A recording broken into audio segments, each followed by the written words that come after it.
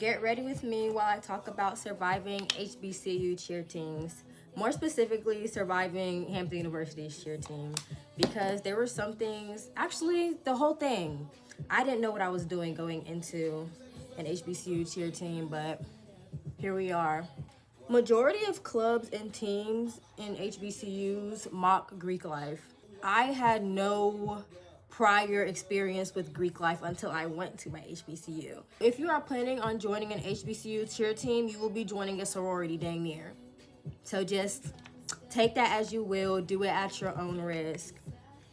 And this is not for all cheer teams, but this was for Hampton University. I do believe that they now abolished whatever the hell they had going on, but at the time they didn't. And this was literally, what, 2022, 2023? It's only 2025.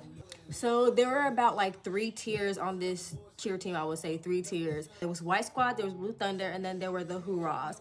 The Hoorahs is what you were essentially trying to get to. The Hoorahs were the highest tier, and you became a Hoorah after you crossed. And I kid you not, they called it crossing. If you were not a Hoorah, you were either White Squad or Blue Thunder. Blue Thunder was the girls who tried out in the spring, like before we got to campus. So if you were a freshman coming in, you would try out while you're still in high school or that summer. And then if you made it, then you went to camp over summer. I did not try out. I tried out when I got to school. So me and like 30 girls tried out. And if you made it in October, then you were then White Squad. Okay? So Hampton University school colors are blue and white. Once you're on the cheer team, you can't wear blue until you cross. If they catch you wearing blue, it's grass, like literally. And when we had made it, it was around homecoming time, and they had advertised that they needed flyers. They needed flyers and tumblers. Oh, what was I? A flyer and a tumbler. So I tried out, I made it. Anyhow, let me tell you more of the ridiculous rules on the Hampton University cheer team. Okay, so you know they called themselves Hoorahs or whatever. That was their thing. They had a little sign that looks like this. We could not throw this sign up. They would do their sign in their little dances. Like in their cheer dances, they would throw up the hoorah. But if you were not a hoorah, you had to throw up a fist. And if you did not throw up a fist, or you threw up anything other than a fist that looked like a hoorah symbol, babes, good luck. Good freaking luck. They would text us and be like, stadium, gray shorts, pink sports bra. At 6:15, practice at 6:30.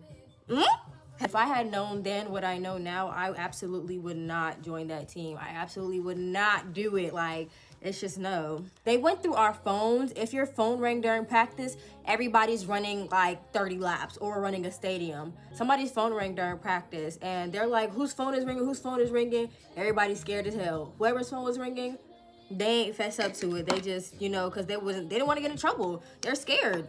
I'd be scared too, because they was just trying to make us run. Like, why are you making us run so much? Because somebody's phone is ringing during practice. Like, that's absolutely ridiculous. You would have to have your phone on super D&D for practice. Actually freaking ridiculous. And I remember this.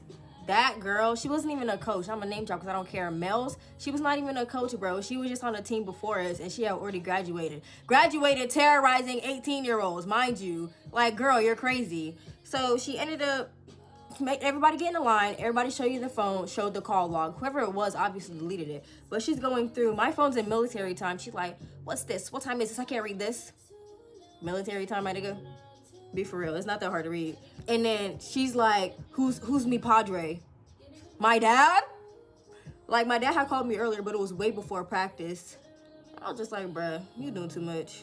It was around homecoming time, and they told us, mind you, this is my first homecoming, and it's an HBCU homecoming. The coach said, be in Holland, which was the little gym area, the gym building. Be in Holland at like 8 a.m.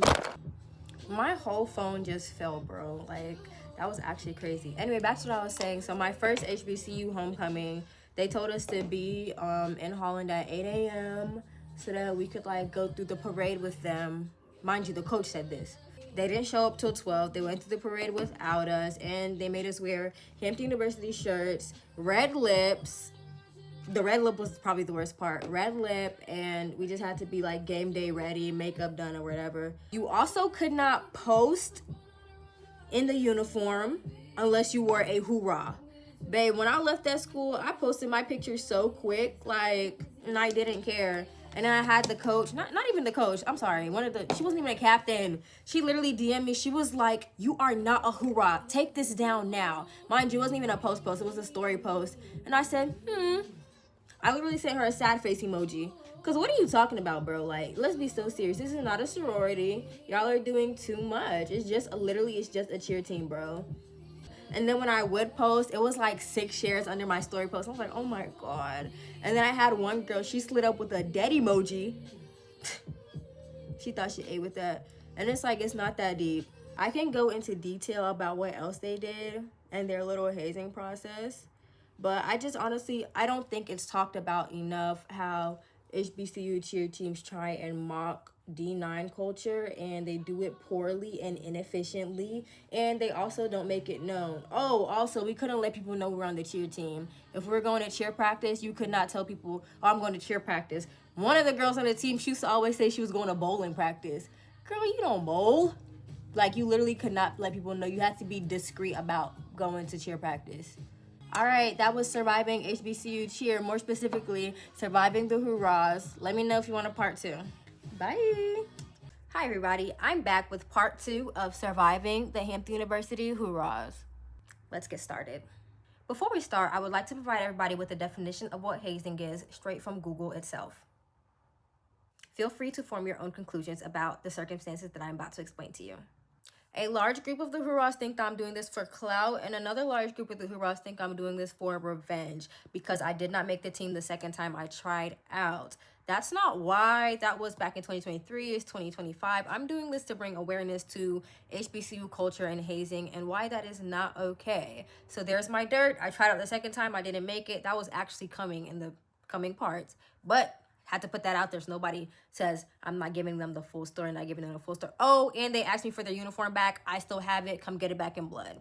Okay, there we go. Now back to the receipts. It's important to also note that I did not make it the second time, not because of any lack of skill or anything, but because they picked and they chose. That's exactly what happened. It was rigged. I will explain that in the coming videos. And anytime you see me saying H word in these messages, that is hoorah. We were not allowed to say hoorah, so we had to say H word. I have received multiple hate comments, multiple spam posts, multiple Instagram posts, multiple Instagram notes posts, but nobody has DM'd me. Nobody has texted me. Nobody has said anything to my face. This video was supposed to bring light to the Hampton University cheerleaders hazing the other cheerleaders, but I think I'm going to reply to the hate that I got first. Let's start out with Kay Kennedy, Kayla, Bayla, whatever you want to call yourself, boo. Come to the front. I see you've made an Instagram post as well as a story post. Is that a cap? Who helped you get that? Oh, it was me. Remember we were in the same stats class? Oh, I was a freshman, you were a junior? Ring a bell? Ring a bell? You were failing that stats class. Ring a bell? I was passing the stats class. You asked me multiple times on multiple different occasions for the homework answers, and I sent it to you. But when we would go in class, you act like you ain't know me. Didn't even crack a smile. Not even a little nod. You walk straight in and out, in and out. All right. Let's keep going. Topic is still on you though. But let's introduce some new characters. The ones who called me a We are all unfamiliar with Sanai, but she was on White Squad with me. She was supposed to be my cheer sister for life. That didn't happen, unfortunately. But it's okay, because she's always been a yes man. Now we have Sanai and we have Friend in the middle. And then Friend on the side, I'm not too worried about y'all. But you guys think I'm chasing clout? I had the followers beforehand. I don't want clout. Anyway, let's deep the situation. There's another person on the team. We're going to call her Lacey because she has not done anything to me. I'm not name dropping her. So Lacey called me in distress in April and she said, hey, can you do my hair? Because one of the other teammates failed to do her hair. She folded on her. So I said, yes, I can do your hair. This was after I did not make the team, and I still went over there and I still did her hair for her. And I already had a client that day. Out of the kindness of my heart, I was still getting paid, but I didn't have to do that. Now, this is Kayla Bayla's roommate. All right, Kendall in the middle. Let's talk about you for a minute. I don't have to say anything about you because your so-called cheer sisters already said it about you. Yeah, you know when you're a braider and when you're doing hair?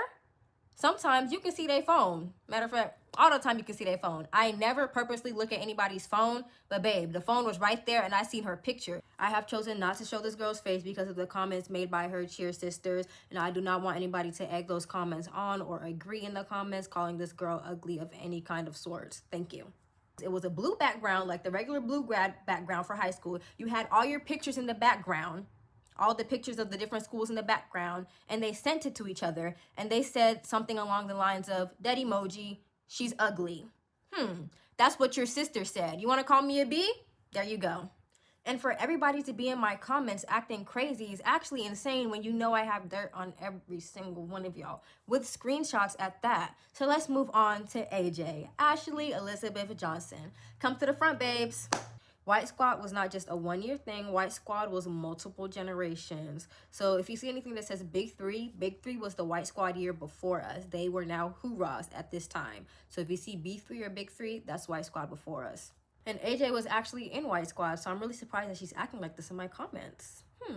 I actually was going to cross your name out, and I wasn't going to say anything about you specifically, but since you already took it upon yourself to come in my comments and tell me that your experience was different and hoorah this and hoorah that, let's get into it.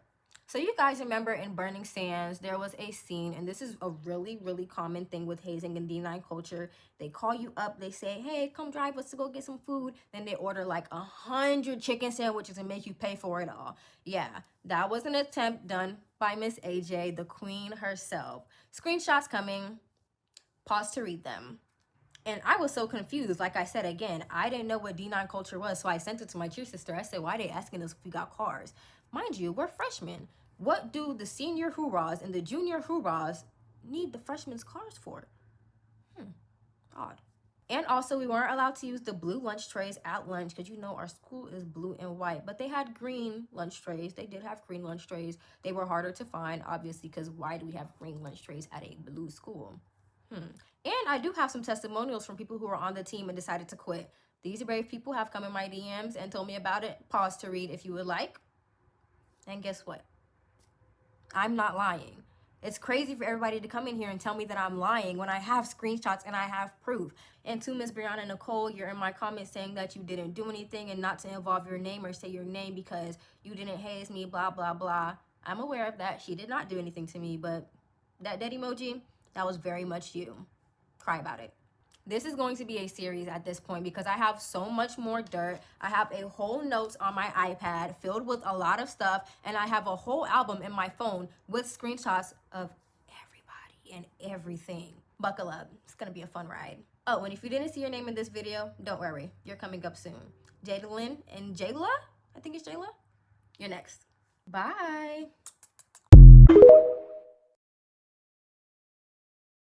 Hi guys, this is part 3 of surviving Hampton University's cheer team. Now that all the ridiculous, unnecessary drama is out the way, let's get into the real tea of what they had us doing. We started the team in October. You know, basketball season usually ends around March-ish.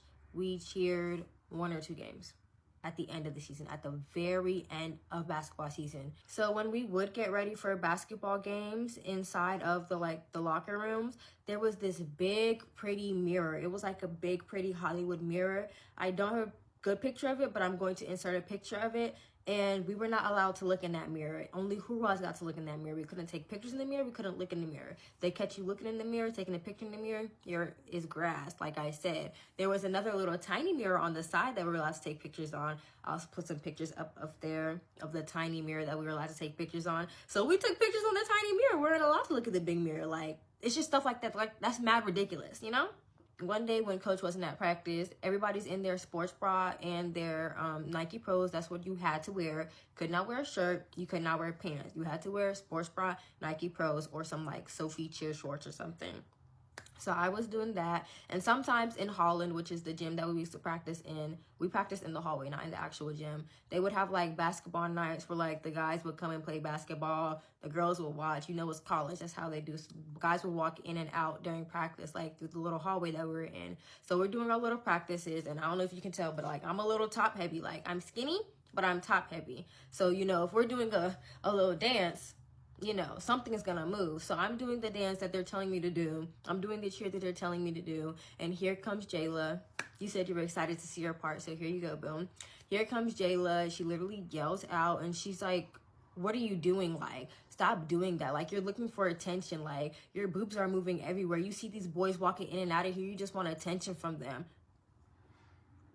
Mind y'all, I'm wearing a gray Nike sports bra, high support. It's not my fault that I have big boobs, and it's not my fault that y'all don't let us wear shirts. Like, I would wear a shirt if you would let me wear a shirt. It was actually pretty uncomfortable when she said that, and there were people walking in and out as she said that. Like, why would you say that? So in Holland, there is this like big entrance, and that's where we usually practiced, and there was enough space for all 30 girls to practice. There was enough space for us to have 4 lines, like 4 windows, and everybody do their cheers and dances or whatever. There was much space for everybody to move. That's how big it was. But White Squad was not there. They stuck us in the corner in like the little hallway. It was like, you know where like any school building, there's another hallway where the bathroom is. That's where they stuck us, but it was on the other side. There was no bathroom. It was more like, it was just like classrooms and stuff if you kept going down. They stuck us in the hallway to practice, and when they made us practice, they would have one person, usually the captain or somebody, a hoorah that already knows the dances. They would show us the dance once or twice. And they say, oh, you got it? And then we'd be like, no, not really. They'd be like, okay, catch it this time, so I'm not doing it again. So then they do the dance, then they leave, and then we have to teach ourselves the dance and try and perfect it ourselves.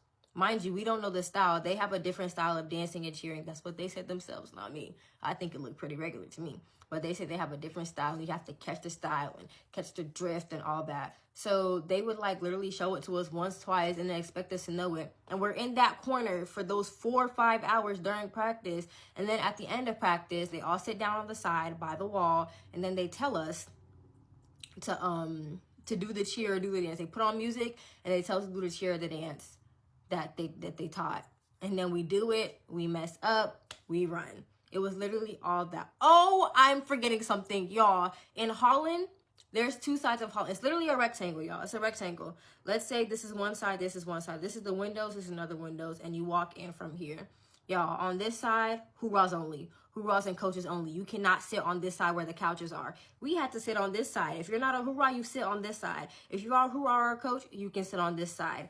Absolutely ridiculous. They used to tell us to get ready for media day all the time. Like, they had media day where, you know, where you take the pictures, your little palms in the uniform. Even though we couldn't post the pictures, we were still going to take them. Coach Bree said, yeah, you guys are going to take the media day pictures. Media day comes, and we are in the corner the whole time. Mind y'all, they're inside the big gym. They're taking their pictures and stuff, and they just left us in the corner, and we couldn't leave. Like, we were at practice. We were there for like 4 hours while they're taking their pictures just in the corner, and they will peek their heads in every 2 seconds to like see if we were practicing during media day when we're supposed to be taking pictures. They left us in the corner. Well, my light just died, so I'm taking this as a sign to end part 3. Part 4 coming soon about the secret practices they had us doing and more. All right, last video I'm making being messy. I don't like the messiness. I don't like the raunchiness. That's not me. But she's saying, sorry, y'all, she keep calling me. I'm trying to decline. She won't stop. But she's saying that I asked her for answers to something, but it was answers to notes. She literally said in the messages that she posted herself, sorry, my notes are messy. I wasn't in class. I don't know why I wasn't in class, but I wasn't in class. And the teacher answered the questions in class, and I asked her for the notes of her answering the questions. It was something we were learning, not something we already knew. Dummy. Like I said, I asked her for the answers for something we did in class. This is not answers to homework, a test, or quiz. She was asking me for answers to a homework, test, quiz, stuff that we had to turn in for a grade. This was not a grade. This was for notes. Okay, my notes messy. This is her. And you sent me your notes. Be for real, man. Be for real. Actually, looking at this assignment, I think it's something we had already did, and I was checking over the answers. Come on, man. If you're gonna try and play, be correct. Come correct, honey. Okay, surviving my HBCU, the story time that was very long awaited. So for those of you who do not know, I used to attend Hampton University, but I've transferred and now attend North Carolina A&T. Because a lot of people get them confused, and whenever I talk about like my past experiences, they think I'm talking about A&T, but I just transferred here and it's been nothing but good vibes. The real beef was with Hampton. And I can literally do like 10 story times back to back to back about stuff that I had to deal with while I was going to that school. So for those of you who don't know what Fizz is an anonymous app for college students. So if you go to that college, you use your university edu email, you're able to look at Fizz. So Fizz came out my freshman year, I think like first semester it came out, and it was literally cool because it was just like people trolling and whatever. And like I think like a fake fight was about to happen because like you could literally beat anybody and no one would know. But that's also where my problem started. When I tell y'all, like it was almost every other day my name was on that app. And it really mainly started like my second semester freshman year. Okay, so one that I remember is I had actually went to the beach that day and I took pictures and I posted them. I took a nap and I was awoken by like 3 friends texting me telling me that I'm on Fizz. So when I check Fizz, I see it's like they're saying that I had a BBL or something, and I just thought it was humorous because that's something that I've heard like a while since being at Hampton. So I didn't think nothing of it. But then I refreshed and then somebody had posted like this entire thread basically saying that I allowed my friend to essay them. And of course, I was confused because what are you talking about right now? And so the person was just going on and on saying that we were standing in a line at a party and I let my guy friend like touch her butt or slap her butt and I didn't say anything. And the person also went on and was like, they DM'd me on Instagram and I didn't say anything and da da da da. So I did not take that lightly because that could literally ruin my college career. And so I'm literally going through my Instagram digging for this message and there's no message because I'm thinking like, did it happen and like I wasn't looking or something? But as I was thinking, I was like, that did not happen. Why? Because I rarely went out to parties with my male friends. And so I'm refreshing and I'm seeing like people texting her like, okay, you have Juliana's name on the app, but you don't have the guy who did its name. And I'm just like, yeah, who was the guy? Because I felt like if she would have like said who the guy was, I would have been able to like shut it down right there. But like, she's not saying the guy, she just has my name on the app. And then also people telling her like, why didn't you go to judicial affairs and everything? And like, I'm not one to tell somebody like when they need to report, you know, something like that happening to them. But it's like, you have my name attached to it and I have nothing to do with it. And instead of going to the people that could do something about it, you came to an anonymous app with like no type of actual information attached to it. And so like to this day I still don't know who it was. Like the person literally disappeared from the app and removed all the posts, so I don't know who it was, and that was just insane. And I'll just never forget just being so terrified to leave my dorm because I didn't know who saw that, and like people will believe literally anything even if it's fake. And I just didn't want people to like look at me some type of way off of what somebody said on the app. And like this is getting long, so I'll probably do a part 2 of like some more of like the crazy things that happened to me while I was at Hampton. But yeah, all in all, like if I had to sum up like all the stories, that school was just so toxic and draining for me because it was like every other day my name was on that app and like it was always something negative. But now I've transferred and I've been happier than I've ever been before. And it's so crazy to me, like getting text messages from people that still go to Hampton that made my life miserable, telling me that they miss me, telling me they want me to come back. No. Current Miss Alabama State University, Erin Carver, failed 5 of her 6 classes last semester, which means her graduation is seriously at risk. According to Erin, it's not because she was academically incompetent, because she passed both the midterms and the finals for those classes. It's because the university is refusing to excuse her absences for the mandatory events that they required her to attend. This week, Erin shared her story through an Instagram post, and I don't know about you, but I have been seeing it everywhere. I had the opportunity to interview Erin, so we're going to talk about what she said, why she said it, and the background behind this entire fiasco. Full disclosure, I've known Erin for the last couple of years since I was Miss HBCU Teen 2023, but she was the first Miss HBCU Teen in 2021. Since Erin stepped foot on Alabama State University's soil, she has been the definition of involved on campus. She's a former sensational stingette. She was the founder of the ASU Dance Ministry. She's a charter member of the NCNW. She's a Delta, and she was a chapter president, and she was Miss Black and Gold and Miss Black and Gold for the district. Okay? Resume flex all around. Last year, she was crowned Miss Alabama State University, and according to Erin, that's when things went downhill. According to Erin, she was mistreated from the start of her reign as Miss ASU, and thinks that part of the reason why might be because some people in the administration didn't want her to be Miss ASU.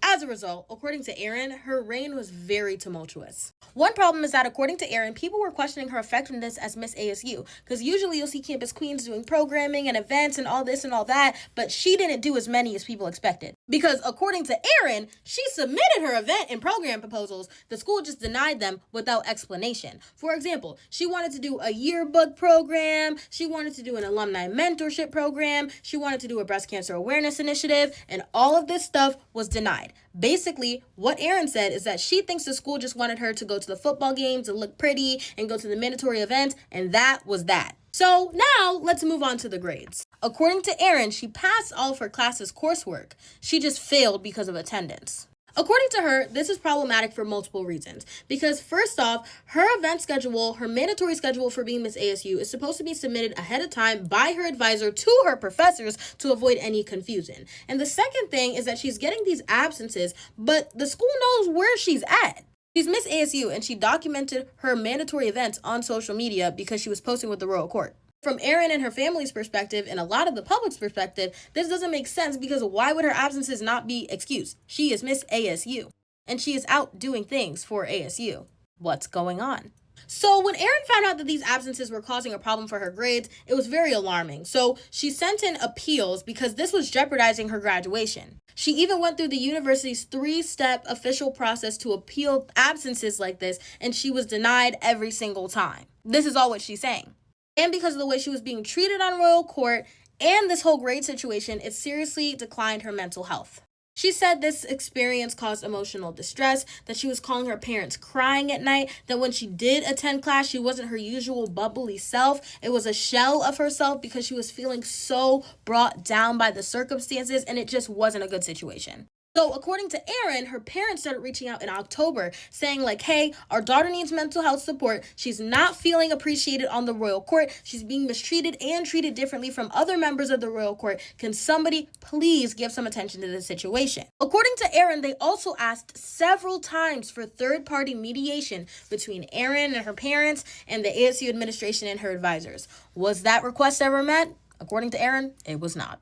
She said that she asked for these resources, she asked for this support, she asked for this help, and it was only when she went to an administrator's office and broke down crying that the school finally responded and set her up with one counseling session with the school counselor. Erin said that she felt like she was bleeding on the side of the road and everybody was walking past her. So since those appeals for her grades were being denied, that's why Erin made the Instagram post. She felt like she needed to bring this public because the school wasn't doing anything and the girl wants her cap and gown. She wants to graduate. I also reached out to the school for a comment and asked them a bunch of questions in that email. What's the policy on excused absences? Is there documentation explaining why Erin is not getting her absences excused? What's the whole situation going on? Basically, you guys will see. I'll put it up here. They responded to me a couple hours later saying that due to FERPA regulations, they couldn't release any information about student grades. As of right now, it doesn't look like ASU is going to give us the answers to those questions, but from Erin's perspective, she wants to graduate, she wants justice, and she wants a change to be made. In 2017, I pledged Delta at a Chicago chapter, and 2 weeks before I was supposed to cross, I got tricked into thinking that I was dropped from line. I was placed on cease and desist, when really my paperwork was manipulated by the chapter advisors to look like I requested a refund, and that's why I didn't cross, and this is that story. Disclaimer before I go into it, because I already know how y'all get down, I already know how Greek organizations move, and I know how the machine works. I have no desire to be in any organization at all. Just at all. I just don't. So there's nothing that y'all can do to me. Nothing that I'm saying is a lie.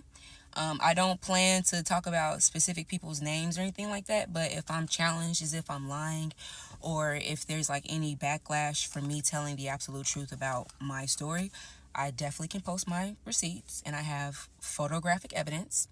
So yeah, this isn't a threat. This is just a forewarning. Yeah, don't play that.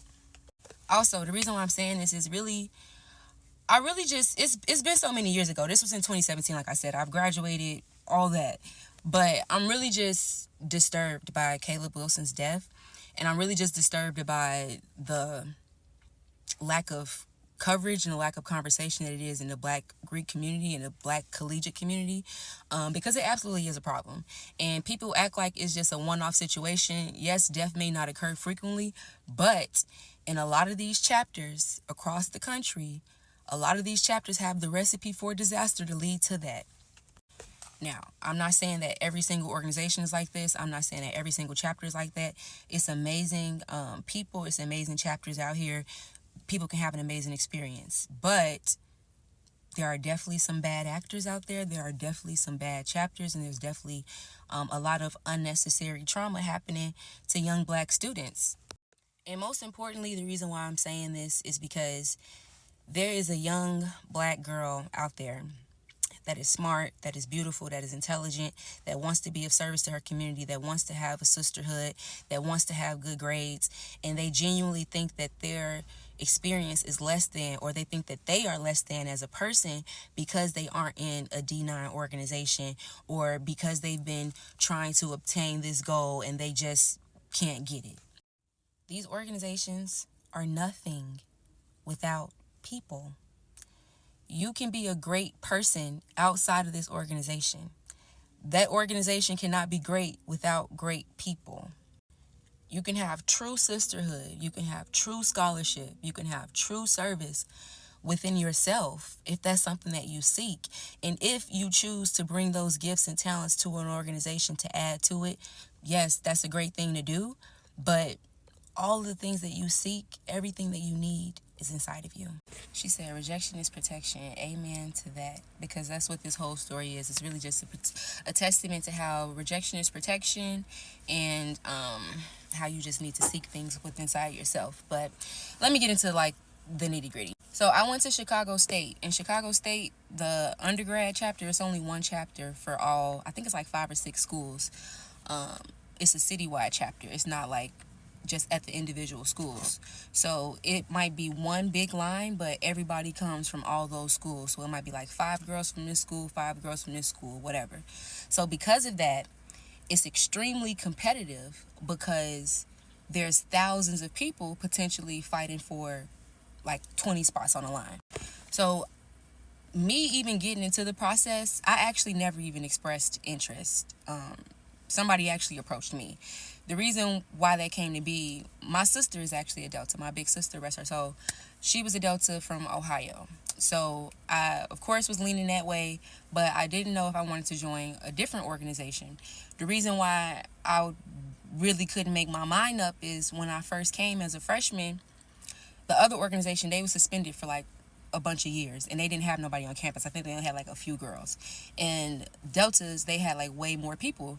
They had like just way more people that was active in chapter and stuff like that. So I was just like, I don't know. So I never really expressed interest, and if anybody that's been in the process, you know what I mean by express interest. But I would go to events. I would go to like everybody's ice cream socials, everybody's events basically. I was also Miss Sophomore at the time, so it wasn't unusual for me to go to all these campus events because I was actually a part of Royal Court. So I just played it like that's why I'm at all these events, but really I'm trying to peep and see like which organization I wanted to join. How it came about for it to be Delta per se, I was in the car with one of my friends. He's an Alpha. Me and him was just chilling, and I guess one of them saw me get in the car with him, and they called him on the phone, and they was like, put her on the phone. So I get on the phone, I'm like, yeah, what's going on? And she was like, yeah, so what you trying to do? Like, mind you, I've never talked to this girl before. Like, I've always known she was a Delta, but it's kind of like been at a distance or whatever the case may be. And she was just like, what you trying to do? Because I see you going to these events, I see you coming here, going there, and we don't take people that's interested in more than one thing. So what do you want to do? So I'm young, feeling pressured. I think I was like 19 at the time. So I'm like, okay, yeah, I want to be a Delta. And literally after that, I was just in the shit. Now, here's how all the drama came to play. Like I said, because it's so competitive for those spots on that line, it gets very sabotaging. So it's a whole bunch of girls at one school that wants to be it, and everybody's looking at other people that are interested and wondering if they'll get picked over them, and people trying to make themselves stand out and different things like that. And when people can't make themselves stand out, they try to get people X'd out. I just did a millennial pause. But anyway, so a girl who I was on Royal Court with, she was Miss CSU. She had tried to be a Delta at another school before. She didn't get picked. She was here. She was kind of older. She was a transfer. So this was kind of like a last shot for her. She really wanted to be a Delta. Me and her were cool because we were on Royal Court, but we weren't necessarily like friends per se. One day, she went to go do something for one of the Deltas, trying to like express her interest. I think she was gonna go do her hair or something like that for free. She asked me to give her a ride over there. I gave her a ride, and when I dropped her off, the Delta asked her like, okay, who's in the car with you? And she said Angel. And so the girl told her, bring Angel inside with you. And so really that's what kind of is the catalyst to all of this. Like, imagine, and I'm not sticking up for the girl, let's just say her name is Deja. I'm not sticking up for Deja because she really did a lot of fucked up shit to me, but I do understand how she feels as far as like, okay, I'm interested in this, I'm going out of my way, I'm doing y'all hair, I'm showing up to events, I'm basically kissing y'all ass, and when I come to do something, y'all asking me about another person. So ever since then, I've been on Deja's shit list, unbeknownst to me, because she's still in my face, she's still talking to me, we still in royal court together, but secretly Deja's doing things behind my back to try to discredit me so I won't get picked. Now fast forward to actual application time at the end of the year, they had their rush, I go to the rush. Now rush is right before grades come out. So I was low-key kind of struggling with my GPA because I was working like 2 jobs, I was working on campus, I was in all these organizations, and I was trying to pursue Delta and go into class. So I didn't even know if I was going to make the GPA, but grades didn't come out until after rush. So I was going to try to do it, so I went to rush to get the application, but I didn't find out that I didn't make the GPA until like 3 days after rush already happened. So I actually didn't even apply that year. Deja, she went on to apply. She got picked.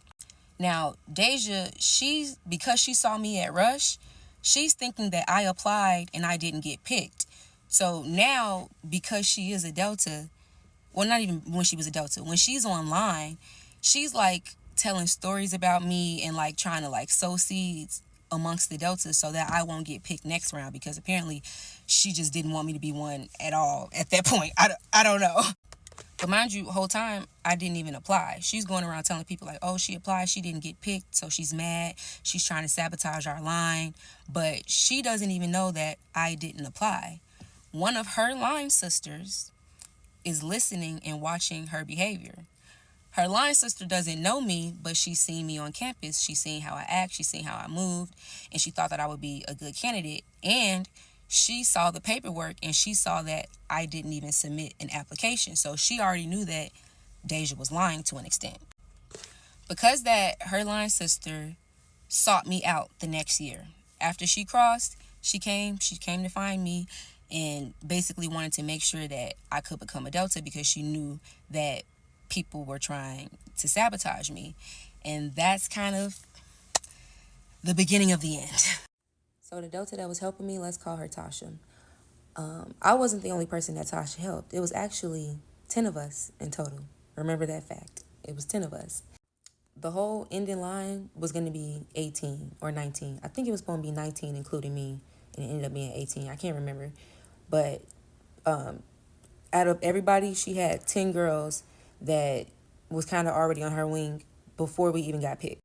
And it wasn't just 10 girls from Chicago State. She very selectively chose all the girls that she knew was going to be picked for the next line. So she had girls from every single campus, and she had a couple girls from every single campus, actually, and in total to 10 of us. Now, fast forward to the next application round, her advice worked because all 10 of us got picked.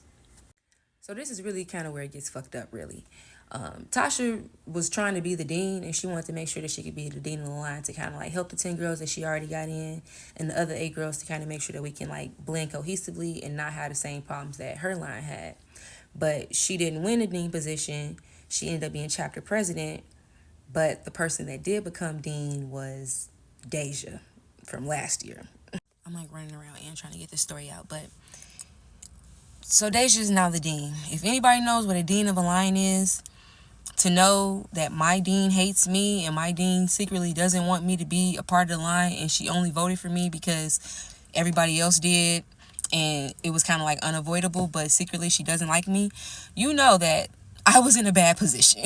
But beyond that, I wasn't the only issue. It was also a lot of infighting going on that line before us and the line after us. Like, they pro fights and everything like that. They had a lot of drama, a lot of beef. Like, it was just a lot going on. And even to kind of tie back into the theme of Caleb Wilson, I want to tell y'all this one story of an interaction that we had to kind of just show like how that is a norm in Greek culture. One day, we on our way to go do something that we're not supposed to be doing. It's like 5 of us, and it's the middle of the night. It's probably like 10, 11 o'clock at night. So on our way there, I saw a baby run out into the middle of the street, literally. A baby in a diaper with no shoes on. He had to be no more than 2 years old. It was a busy street going on a bridge, but there was like a house off the side of the street, and the door was open, and you can hear like some adults in there like partying basically. And they still didn't come out. Like, I had the baby, and I was trying to see like whose parents it was or something like that, like where did this baby come from, and nobody had come to find the baby that was in the middle of the street and almost got hit by our car. So I'm upset. Like, I'm like, we need to call the police. Like, whose parents just let this baby run out into the street? And they telling me like, no, you can't call the police, because if you call the police, they gonna see us all in his car. It might be a police report. They might know what we were doing. And I'm like, how would they know what we were doing? And even still, like, it's a baby in the street that almost got hit by a car. Like, we need to make sure that this baby is safe. Like, what do you mean? So I called the police anyway. While the police are on their way, the people finally came out the house, I guess, looking for the baby. It was like 5 or 6 minutes that went past. So I'm telling them, like, yeah, I called the police. The police are about to come, and I'm about to let them know what happened. So they like, well, the parents came. Like, you should just go now. I'm like, we need to wait for the police, because this is really dangerous. Like I don't know what y'all got going on. And they was really mad at me. Like, the police came. I ended up telling them the story. None of them got out the car. None of them corroborated the story. I just told the police what I saw. They returned the kid to the family, whatever. I don't know. But they was really, really upset with me that I took the time to wait to make sure that this baby was safe. And they was like, now we about to be late. How we finna explain to them? What if they know your name? Like, what happens? And I'm just like, bro, like, y'all about to put some letters in strolling over the safety of children? Like, what the fuck world is this? So this is gonna be the last part, because I have stuff to do, but it's gonna be the longest part, because this is the most important part, and this is like the nitty-gritty. So just bear with me for a few minutes. So the whole time we online, it's just a whole bunch of drama. It's drama with the people that's bringing us in. It's drama on our line. It's drama with the advisors. It's drama with people in chapter. It's just drama, drama, drama all throughout the whole city. Like, just drama. And Tasha, she ended up being my pledge mom, but Tasha exposed a lot of things that they were doing. Like, just to kind of give y'all a glimpse about why they didn't like Tasha, one of the girls that was online with her was stealing money, basically, like using money out of the chapter funds, and she was putting the money back later because she was a treasurer. But one time they needed to pay something and the money wasn't there, and Tasha had to expose it. And that's a reason why they don't like her. Like, that's one of the reasons. Now, there is a formal process. There is a formal thing of membership that you have to do. I'm not going to say too much about their process, but there is stuff from, like, nationals that you have to do. And then, of course, there's the other extra shit that the people in chapter make you do. The hazing shit that you're not supposed to do. So everybody's participating in this. Like, everybody's doing shit that they're not supposed to a certain extent. Like, everybody from the big folks to the little folks, everybody is.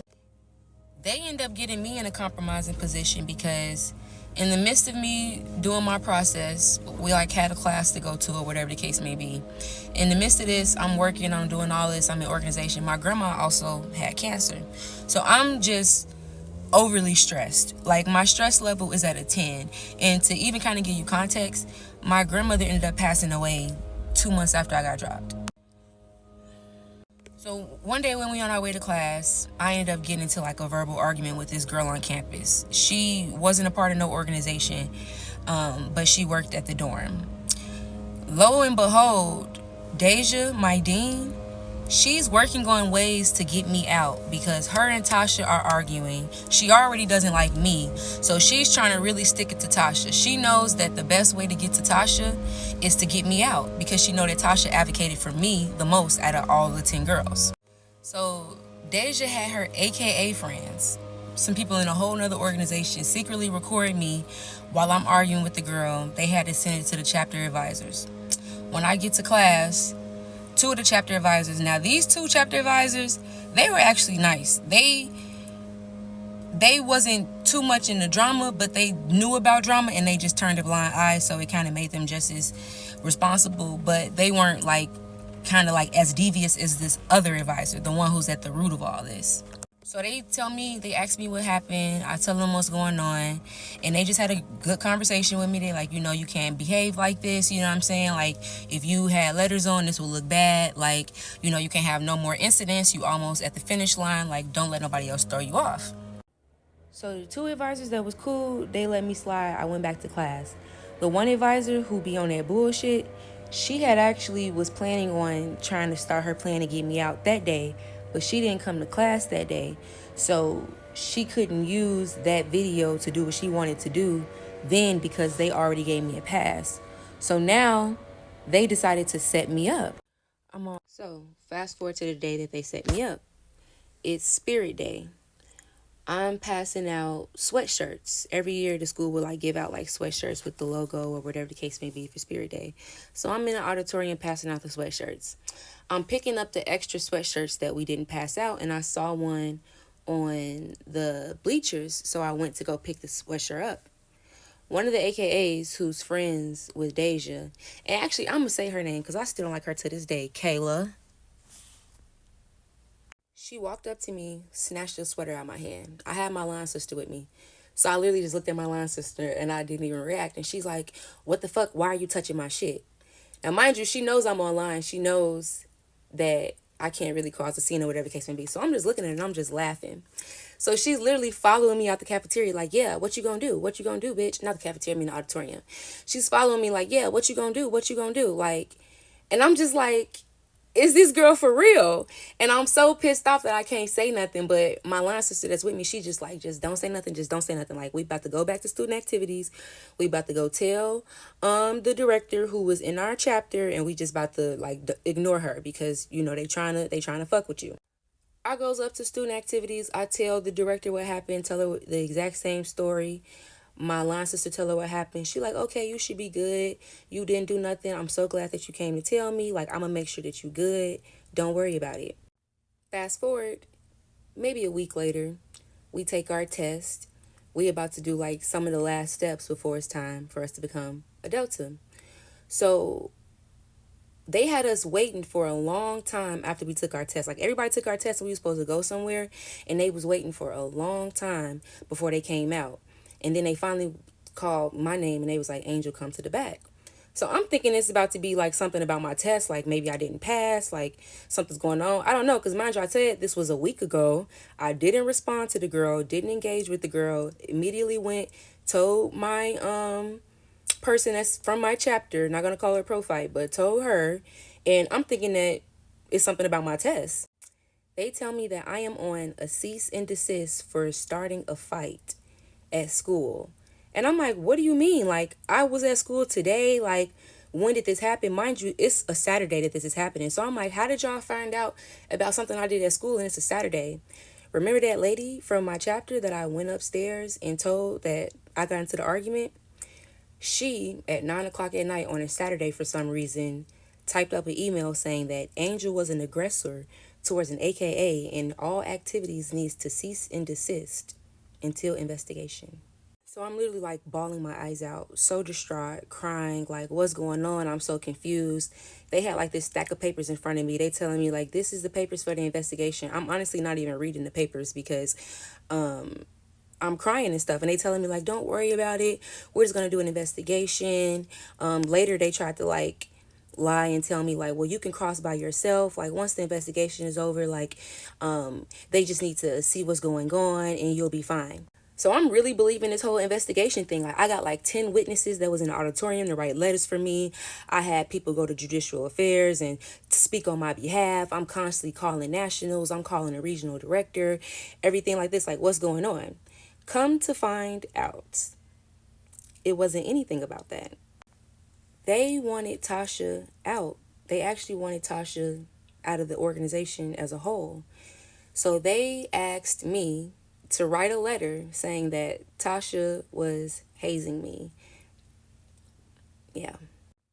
I, of course, didn't write the letter because I'm she wasn't the only person that was involved in this process. Everybody was involved in the process. The directors, everybody had some type of hand or some type of doing something that they weren't supposed to do. So no, I'm not going to destroy this girl's future. No, I'm not going to throw her under the bus for myself at my expense. And just know, I wrote a letter about my experience, and I wrote a letter about how I had went through like some mental anguish or whatever the case may be. But I didn't just outright say Tasha was hazing me and Tasha was doing all these illegal things that she wasn't supposed to do. I didn't do that. Later, I found out that some of the 10 girls who Tasha brought in, they ended up writing letters about her. And because I was the one that didn't, I got X'd out. So they just completely stopped my investigation. They stopped sending the paperwork. They waited until I had missed one of the important events that you can't miss in order for you to be adults. And that's like above board. Like, you need to do this on paper to be one. They made sure I missed one. And then those stack of papers that they had me sign, one of those papers was a request for a refund. And that's the paper that they sent to Nationals to explain why I wasn't on the line. Nothing about the investigation, nothing about the fight, nothing about the hazing. It just all summed up to, I asked for a refund and they swept me under the rug. It's a whole lot more that goes into it. It's a whole lot of the after story and the steps. But one thing I will say is that I just held my head high. I didn't cry, I didn't pout, I didn't cause a scene on campus. I literally showed up the next day, dressed. I kept going to parties, kept showing up. Nobody approached me. Nobody said anything to me about it. I just dealt with my heartache in silence. And now I'm finally saying something. So I might do more videos, but today I'm done with this. I'm just done with this today.